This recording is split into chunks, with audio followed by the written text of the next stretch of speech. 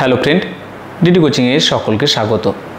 WB SSC SLST বেঙ্গলির আলোচনায় আমরা বাংলা সাহিত্যের যে আলোচনা শুরু করেছি, আজকের এই আলোচনা এখানে আমরা আলোচনা করব বাংলা সাহিত্যের ইতিহাসের যুগ বিভাগ সম্পর্কে।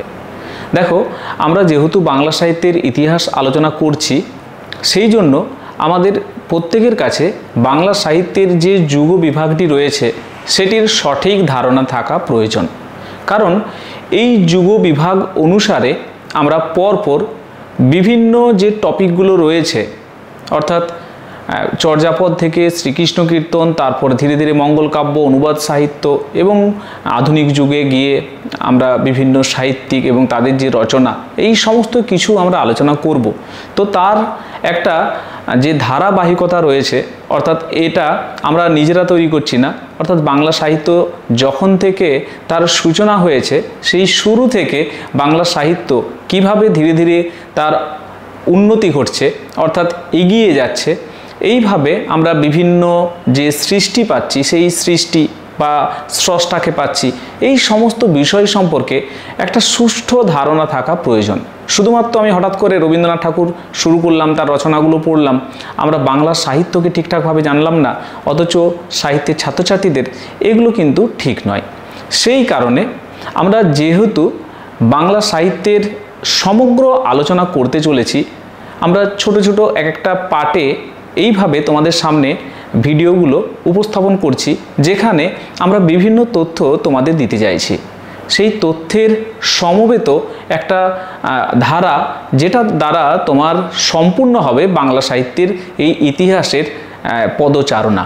আমরা আজ এই ভিডিওতে সেই কারণে তোমাদের জানিয়ে দিচ্ছি, আলোচনা করব বাংলা সাহিত্যের যুগ বিভাগ সম্পর্কে। দেখো, খ্রিস্টীয় 10ম শতাব্দী বা তার কিছু পূর্বে বাংলা ভাষার জন্ম হয়।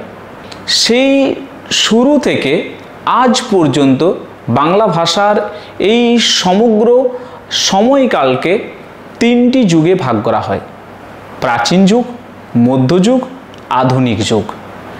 প্রাচীন যুগ বা আদি যুগ, এই যে সময়কালটি হলো 900 থেকে 1350। 900 থেকে 1350 খ্রিস্টাব্দ, এই সময়কালের মধ্যে আমাদের বাংলা ভাষার উদ্ভব ঘটেছে এবং বাংলা সাহিত্যের আদি নিদর্শন হিসাবে আমরা চর্যাপদকে পাচ্ছি। তবে এই প্রসঙ্গে এই যে প্রাচীন যুগ, এই প্রাচীন যুগের এই সময়কালটা সম্পর্কে একটা ধারণা থাকা প্রয়োজন। 900 থেকে 1100 সালের মধ্যে কোনো একটা সময় চর্যাপদ লেখা হয়েছিল, অর্থাৎ 10ম থেকে এই দ্বাদশ শতাব্দীর মধ্যবর্তী সময়ে বাংলা সাহিত্যের আদি নিদর্শন চর্যাপদের সৃষ্টি হয়েছে। এবং পরবর্তী যে সময়কালটা 1100 থেকে 1350, এই সময়কালটাতে বাংলা সাহিত্য সৃষ্টি হয়নি, কারণ এই সময় এই দেশে তুর্কি আক্রমণ ঘটেছিল। তুর্কিদের আক্রমণে বিপর্যস্ত পরিবেশে সাহিত্য সৃষ্টির অনুকূল পরিবেশ না থাকায় কোনো সাহিত্য সেইভাবে পাওয়া যায়নি। পরবর্তীতে যে সময়কালটা আসছে, অর্থাৎ মধ্যযুগ, এই 1350 থেকে 1760 পর্যন্ত এই সময়কালটা হলো মধ্যযুগ। এই সময়কালটাকে আবার দুটো ভাগে ভাগ করা হয়: আদি মধ্যযুগ, অন্ত মধ্যযুগ। 1350 থেকে 1500 পর্যন্ত হলো আদি মধ্যযুগ, আবার 1500 থেকে 1760 পর্যন্ত হলো অন্ত মধ্যযুগ। এই আদি মধ্যযুগে, অর্থাৎ 1350 থেকে 1500-র মধ্যে কোনো এক সময় বড়ুচণ্ডী দাসের শ্রীকৃষ্ণ কীর্তন কাব্য, অর্থাৎ মধ্যযুগের বাংলা সাহিত্যের প্রথম সাহিত্যিক নিদর্শন, যার জন্ম ঘটেছিল। সেই শ্রীকৃষ্ণ কীর্তন কাব্য আমাদের বাংলা সাহিত্যের দ্বিতীয় নিদর্শন, আবার অপরদিকে আদি মধ্যযুগের প্রথম সাহিত্য নিদর্শন। পরবর্তীতে এই মধ্যযুগের মধ্যে যদি আমরা আলাদা করে আদি মধ্যযুগের কথা বলি, তাহলে আদি মধ্যযুগে আমরা পাচ্ছি শ্রীকৃষ্ণ কীর্তন এবং বৈষ্ণব পদাবলী সাহিত্যে বিদ্যাপতি এবং চণ্ডীদাসকে। পাশাপাশি বেশ কিছু অনুবাদ সাহিত্য পাওয়া যায় এই আদি মধ্যযুগে। যেমন কৃত্তিবাস ওঝার রামায়ণ পাঁচালী, কাশিরাম দাসের পাণ্ডব বিজয় এবং মালাধর বসুর শ্রীকৃষ্ণ বিজয় কাব্য এই সময় পর্বে পাওয়া যায়। পাশাপাশি আদি মধ্যযুগে বাংলা সাহিত্যের আর একটি সাহিত্য নিদর্শন অর্থাৎ মঙ্গল কাব্যের কথা অবশ্যই মনে রাখা প্রয়োজন। এই মঙ্গল কাব্যের প্রথম যে শাখা অর্থাৎ মনসা মঙ্গল কাব্য, এই মনসা মঙ্গল কাব্যের সূচনা ঘটেছিল এই আদি মধ্যযুগে।